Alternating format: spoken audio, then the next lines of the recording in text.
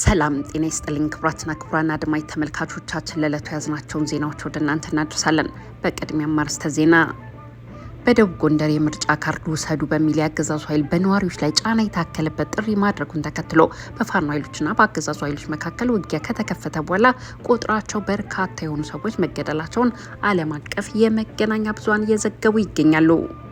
የአገዛዙ ሰራዊት ወደ እምነት ተቋማቱ ዘልቆ በመግባት በርካቶችን መረሸኑን ነው ዓለም አቀፉ የመገናኛ ብዙሃን እየዘገቡ የሚገኙት። በክልሉ የተለያዩ ቀጠናዎች በአገዛዙ ኃይሎችና በፋኖ ኃይሎች መካከል ውጊያዎች ተጠናክረው የቀጠሉ ሲሆን ከፍተኛ ሰብአዊና ቁሳዊ ጉዳቶችም ተመዝግበዋል። ቀዳሚው መረጃችን ነው። መንግስት ባንኮች ላይ የተቃጣው ስልታዊ ዘረፋ፣ የካፒታል ሽሽትና የዱባይ ኩባንያዎች ድብቅ ሴራ ተጋለጠ። በኢትዮጵያ ንግድ ባንክና በልማት ባንክ በኩል በሚሰጡ ግዙፍ የፕሮጀክት ብድሮችን በመጠቀም ጥቂት ባለሀብቶች በዱባይ ካቋቋሟቸው እህት ኩባንያዎች ጋር በመመሳጠር በሀገሪቱ ኢኮኖሚ ላይ ከፍተኛ የሆነ የካፒታል ሽሽትና የውጭ ምንዛሬ ዝርፊያ እየፈጸሙ መሆኑ ተሰምቷል። ሌላኛው መረጃችን ነው። የቀድሞ የሰላም ሚኒስተር ዴታ አቶ ታዬ ደንዳ ክስ መቋረጡ ተሰማ። በብልጽግናው መንግስት የ4 ዓመት እስር የተፈረደባቸው አቶ ታዬ የተመሰረተባቸው መንግስትን በኃይል መገልበጥ የሚለውን ክስ ጨምሮ ሁሉንም ክሶች አቃቢ ሕግ ማቋረጡ ተሰምቷል። የችሎቱን ውሎ ይዘናል። ሌላኛው መረጃችን ነው። የኦሮሚያ ነጻነት ግንባር ኦነግ ሸኔ በቤኒሻንጉል ጉሙዝ በመተከል ዞን በተለይም በወንበራ ድባጤና ቡለን ወረዳዎች እያካሄደ ያለው ጥቃት አሳሳቢ ደረጃ ላይ መድረሱ ተነገረ። ሚያዝያ 12 ቀን 2018 ዓ.ም በታጣቂው የኦነግ ሸኔ ኃይል የተፈጸመው ድንገተኛና አስደንጋጭ ጥቃት የችግሩን አሳሳቢነት አጉልቶ አሳይቷል። በዜናችን አካተነዋል። ፕሬዚዳንት ዶናልድ ትራምፕ ከኢራን ጋር የተደረሰውን የተኩስ አቁም ስምምነት ጊዜ ካራዘሙ በኋላ ሁቲዎች ስምምነቱ ቢቀጥል እንኳን ተጨማሪ ውጊያ የማይቀር ነው ሲሉ አስጠንቅቀዋል። ሌላኛው መረጃችን ነው። ውድና የተከበራችሁ አድማጭ ተመልካቾቻችን ከላይ በአርዕስተ ዜና ያሰማናችሁንና ሌሎች ተጨማሪ መረጃዎችን ይዘናል። ለቤታችን አዲስ ከሆናችሁ ሰብስክራይብ፣ ላይክ እና ሼር በማድረግ ቤተሰብ እንድትሆኑን በትህትና እየጠየቅን ወደ ዝርዝር መረጃዎቹ እሸጋግራለሁ። ይህ ኢትዮ ዜና ነው። አብራችሁን ቆዩ። በቀዳሚው መረጃችን በደቡብ ጎንደር የምርጫ ካርድ ውሰዱ በሚል የአገዛዙ ኃይሎች በነዋሪዎች ላይ ጫና የታከለበት ጥሪ ማድረጋቸውን ተከትሎ በፋኖ ኃይሎችና በአገዛዙ ኃይሎች መካከል ውጊያ ከተከፈተ በኋላ ቁጥራቸው በርካታ የሆኑ ሰዎች መገደላቸውና በቤተ ክርስቲያኗ ላይ ጉዳት መድረሱን ዓለም አቀፍ የመገናኛ ብዙሃን እየዘገቡ ይገኛሉ። የአገዛዙ ሰራዊት ወደ እምነት ተቋማቱ ዘልቆ በመግባት በርካቶችን መረሸኑንም ቢቢሲ ዘግቧል። በክልሉ የተለያዩ ቀጠናዎች በአገዛዙ ኃይሎችና በፋኖ ኃይሎች መካከል ውጊያዎች ተጠናክረው የቀጠሉ ሲሆን ከፍተኛ ሰብአዊና ቁሳዊ ጉዳትም ተመዝግቧል። የፋኖ ኃይሎች በበኩላቸው ድምጽ የተሰጠባቸው የምርጫ ካርዶች ከጎንደርና ባህር ዳር ወደ አዲስ አበባ እየተጓዙ ነው ሲል አስረስ ማረ ዳምጤ ተናግሯል። በአማራ ክልል ላለፉት 3 ዓመታት ሰራዊቱን ያሰማራው የመከላከያ ሰራዊቱ የሀገሪቱን ወጣቶች በሁለት ወገን አሰልፎ እርስ በርሳቸው ወንድም ከወንድሙ እያዋጋ ቀጥሏል። የአገዛዙ ሰራዊት ከትምህርት ቤት እስከ ጤና ማዕከላትና የእምነት ተቋማት ድረስ የፈጸማቸው ጥቃቶችና የድሮን ድብደባዎች ያደረሳቸው ጉዳቶች ባለፉት 3 ዓመታት ቁጥራቸው በርካታ እንደሆነ ነው ዓለም አቀፍ መገናኛ ብዙሃን አክለው እየዘገቡ የሚገኙት። ዛሬ ቢቢሲ ይዞት በወጣው መረጃ በደቡብ ጎንደር እርሳሌ በተባለ አካባቢ የመንግስት ወታደሮች የሃይማኖት አባቶችና ንጹሐን ዜጎችን መግደላቸውን ዘግቧል። በዚህ አካባቢ በእምነት ተቋማት ውስጥ በመግባት የተፈጸመውን ይህንን ጥቃት ተከትሎም በአካባቢው ውጥረት ነግሷል። በደቡብ ጎንደር ጋይንት ዞን ሚያዝያ 9 ቀን 2018 ዓ.ም የአገዛዙ ኃይሎች 2 የቤተ ክርስቲያን ዲያቆናትና 1 መሪ ጌታ የእንስሳት ሐኪምና 3 አርሶ አደሮችን ወደ እምነት ተቋማት ዘልቀው በመግባት እንደገደሏቸውም ቢቢሲ የዓይን እማኞችን ዋቢ በማድረግ ይዞ በወጣው ዘገባ አስታውቋል። አንድ አባት ሁኔታውን ለቢቢሲ ሲናገሩ ቤተ ክርስቲያን ደርሰው የልጃቸውና የሌሎች አገልጋይ አስክሬኖችን መመልከታቸውን ገልጸው መፈጠር ያስጠላል በማለት አገልጋዮቹ በተደጋጋሚ በተተኮሰ ጥይት ተደብድበው መገደላቸውን ጠቅሰው ሰማዩ ተደፋብኝ ሲሉ ያሉበትን ጥልቅ ሐዘን ገልጸዋል። ንጹሐን ላይ ጥቃት ፈጽመን አናውቅም በሚል ደጋግመው የሚናገሩት የአገዛዙ ኃይሎች በዚሁ በደቡብ ጎንደር ቀጠና መዋጋታቸውን ይፋ አድርገዋል። በሌተናንት ጀነራል መሐመድ ተሰማ የሚመራው የምስራቅ እዝ እንደ ክምር ድንጋይና ሳሊኒ ባሉ አካባቢዎች ውጊያ እንዳካሄዱ ባወጡት መግለጫ አረጋግጠዋል። የፋኖ ኃይሎች በበኩላቸው የክፍለ ጦር አዛዥን ጨምሮ በርካታ ያገዛዙን ኃይሎች መግደላቸውን ይናገራሉ። በክልሉ በሁለቱ ተፋላሚ ኃይሎች መካከል ትናንትና ጠንካራ ውጊያ ከተደረገባቸው አካባቢዎች ውስጥ ደቡብ ወሎ ተንታ ቀጠና የነበረው ከፍተኛ ውጊያም ሰብአዊ ጉዳት የተመዘገበበት ሆኗል። በዚህ አካባቢ በተደረገ ጠንካራ ውጊያ በደርዘን የሚቆጠሩ የመንግስት የሰራዊት አባላት ተማርኳል ሲሉም የፋኖ ኃይሎች ይፋ አድርገዋል።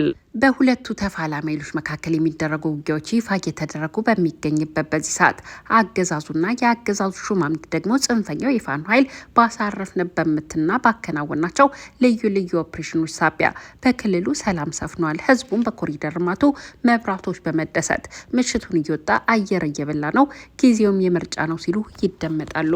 ከብልጽግናው የምርጫ ድግስ ጋር በተያያዘም የፋኖ አመራሩ አስረስ ማረ ዳምጤ በክልሉ ዋና ዋና ከተሞች እየተፈጸሙ ያሉ ተግባራትን ባቀረቡበት ማብራሪያቸው የጭነት አውሮፕላኖች ከደብረ ዘይት ወደ ባህር ዳርና ጎንደር የምርጫ ቁሳቁሶችን ሲያጓጉዙ ከሰነበቱ በኋላ ከሰሞኑ ደግሞ የምራጮች ስም የተመዘገበባቸው የምርጫ ካርዶችና ድምጽ የተሰጠባቸው ወረቀቶችን ከጎንደርና ባህር ዳር ወደ ሸገር እያጓጓዙ ነው ሲሉ ተናግረዋል።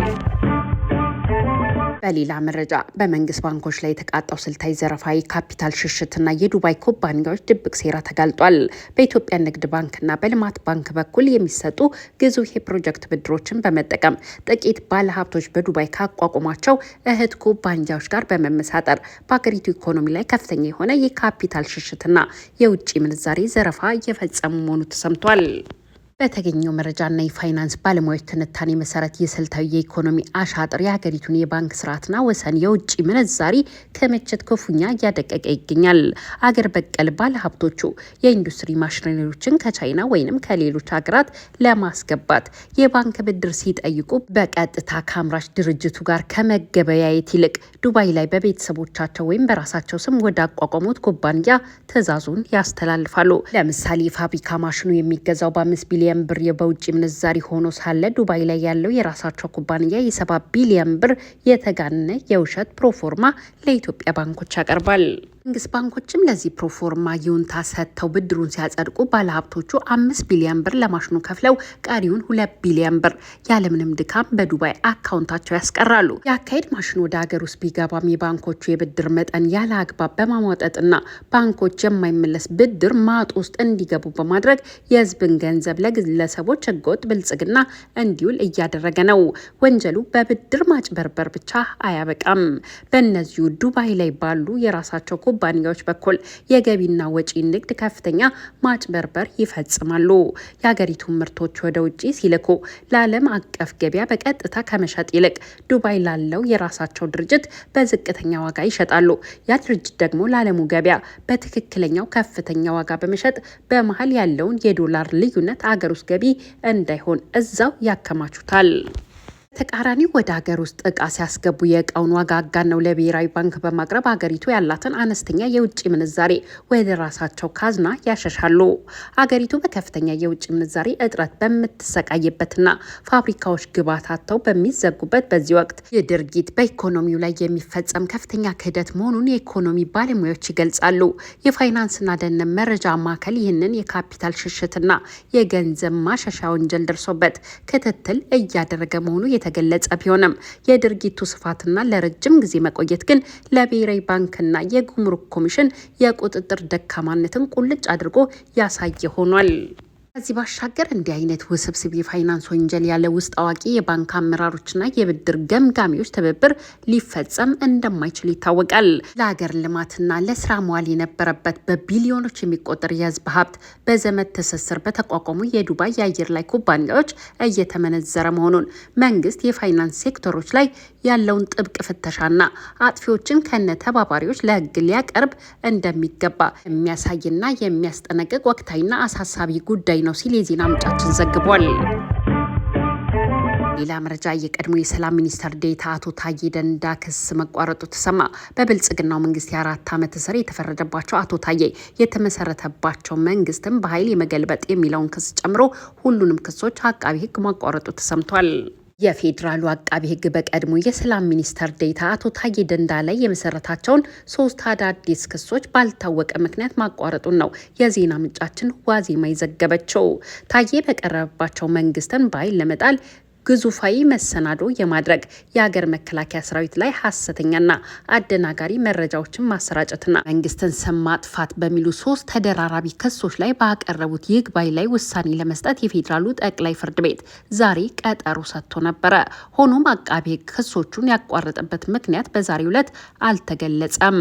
የተከሳሹ ጠበቆችም ክሱ ስለተቋረጠበት ምክንያት የሚያውቁት ነገር እንደሌለና ምክንያቱን የሚገልጽ ማስረጃ ከፍርድ ቤቱ እንደሚጠይቁ ተናግረዋል። ብልጽግናን በመቃወም የሚታወቁት አቶ ታዬ ደንዳ ፍቃድ የሌለው የጦር መሳሪያ በመያዝ ወንጀል የተላለፈባቸውን የ7 ዓመት የእስር ቅጣት ወደ 4 ዓመት ዝቅ እንደተደረገላቸው ይታወሳል። ተከታዩ መረጃችን በቤኒሻንጉል ጉሙዝ በመተከል ዞን በተለይም በወንብራ ድባጤና ቡለን ወረዳዎች እየተካሄደ ያለው የጸጥታ መደፍረስ ከመቼውም ጊዜ በላይ እጅግ አሳሳቢና ውስብስብ ደረጃ ላይ መድረሱ ተሰማ። የንጹሃን ዜጎች ሰቆቃ፣ የወረዳ አመራሮች ግድያ እንዲሁም የከፍተኛ ወታደራዊ መኮንኖች ህይወት ማለፍ የዞኑና የጸጥታ መዋቅሩን ሙሉ በሙሉ ጥያቄ ውስጥ የከተተ ክስተት ሆኗል። ሚያዝያ 12 ቀን 2018 ዓ.ም በታጣቂ የኦነግ ሸኔ ኃይል የተፈጸመው ድንገተኛና አስደንጋጭ ጥቃት የችግሩን አሳሳቢነት አጉልቶ አሳይቷል። ከግልገል በለስ ወደ ቡለን ከተማ ሲጓዙ የነበሩ በአካባቢው የሚገኘው የአገዛዙ ኃይል የ404ኛ ክፍለ ጦር አዛዥ የሆኑ ኮሎኔል ማዕረግ ያላቸው ከፍተኛ ወታደራዊ መኮንን ቡለን ከተማ መግቢያ አካባቢ ላይ ከተጨማሪ ወታደሮቻቸው ጋር በተከፈተባቸው የደፈጣ ጥቃት ህይወታቸው አልፏል። በዞኑ የሸመቀውና ያደፈጠው የኦነግ ሸኔ ታጣቂ ኃይል የመረጃና የትጥቅ እንዲሁም የሎጂስቲክ አቅሙ ምን ያህል እንደፈረጠመ በግልጽ የሚያሳይ ነው። ከወታደራዊ አመራሩ ጎን ለጎን በሶስቱ ከተሞች በወንበርማ ድባጤና ቡለን ብቻ 22 ንጹሃን ዜጎች በግፍ የተገደሉ ሲሆን የወረዳው አመራሮችም የጥቃቱ ኢላማ ሆነዋል። የፖለቲካና የጸጥታ ጉዳይ አስተያየት ሰጪዎችና ተንታኞች እንደሚሉት ቡለንና አጠቃላይ የመተከል ዞን ለታጣቂ ቡድኑ ስትራቴጂካዊ ጠቀሜታው ከፍተኛ መሆኑን ይጠቅሳሉ። አንደኛ፣ አካባቢው ካለው ተፈጥሯዊ የደን ሽፋንና የጂኦግራፊ አቀማመጥ ለደፈጣ ውጊያና ለመሸሸጊያ እጅግ ምቹ መሆኑ ሲሆን፣ ሌላኛው ቡድኑ የኦሮሚያ ክልልን ተሻግሮ መተከል ላይ ማዕከል ማድረጉን የመንግስትን ወታደራዊ ኃይል ለማዳከምና ለመበተን አቅጣጫ ለማስቀየር የታለመ ወታደራዊ ስልት ነው የሚሉት ተንታኞች፣ ሶስተኛውና ዋነኛው ምክንያት አካባቢው ባለው የወርቅና ሌሎች የተፈጥሮ ሀብቶች ላይ ቁጥጥር በማድረግ ለትጥቅ ትግሉ የፋይናንስ ምንጭ ለማድረግ አቅዶ እንደሆነም አስረድተዋል። ይህ ሁሉ አሳዛኝና ሀገርን የሚፈታተን ክስተት እየተካሄደ መሀል ሀገር ብቻ በቁጥጥሩ ስር እንዳለ የሚታወቀው የብልጽግና መንግስት ዝምታም የህዝቡን ቁጣና ተስፋ መቁረጥ ይበልጥ አባብሶታል። የፌዴራልም ሆነ የክልሉ መንግስት በመተከል ዞን እየፈሰሰ ባለው የንጹሃን ደም እንዲሁም ከፍተኛ የጦር መኮንኖች ሲገደሉ፣ ወረዳዎች በታጣቂዎች ቁጥጥር ስር ሲወድቁ አፋጣኝና ተጨባጭ እርምጃ አለመውሰዳቸው መንግስት የዜጎችን ደህንነት የማስጠበቅና ህገ መንግስታዊ ግዴታውን ዘንግቶ ወይንስ ሆን ብሎ ዝምታ መርጦ ነው የሚሉ ጥያቄና የሰላ ትችቶች ከአስተያየት ሰጪዎች እየተነሳም ይገኛል። ይህ አጠቃላይ የጸጥታ ውድቀት በመተከል ዞን ሊካሄድ የታሰበው ምርጫ እጣ ፋንታ ሙሉ በሙሉ ጨለማ ውስጥ የከተተ ሆኗል። ከፍተኛ የጦር አዛዦችና የወረዳ አመራሮች በጠራራ ፀሐይ በሚገደሉበት፣ አስክሬን በየመንገዱ በሚወድቅበትና ዜጎች በነጻነት መንቀሳቀስ በማይችሉበት ቀጠና ውስጥ ምርጫ ማካሄድ ቀርቶ ስለ ምርጫ ማሰብ በራሱ ከእውነታው የራቀ ህልም መሆኑን የፖለቲካ ታዛቢዎች ይናገራሉ።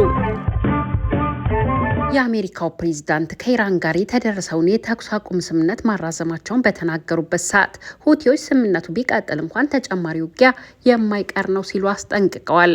የአሜሪካው ፕሬዝዳንት ዶናልድ ትራምፕ ከኢራን ጋር የተደረሰውን የተኩስ አቁም ስምምነት ሊያበቃ ጥቂት ሰዓታት ሲቀሩት የጊዜ ገደቡን ማራዘማቸውን አሳውቀዋል።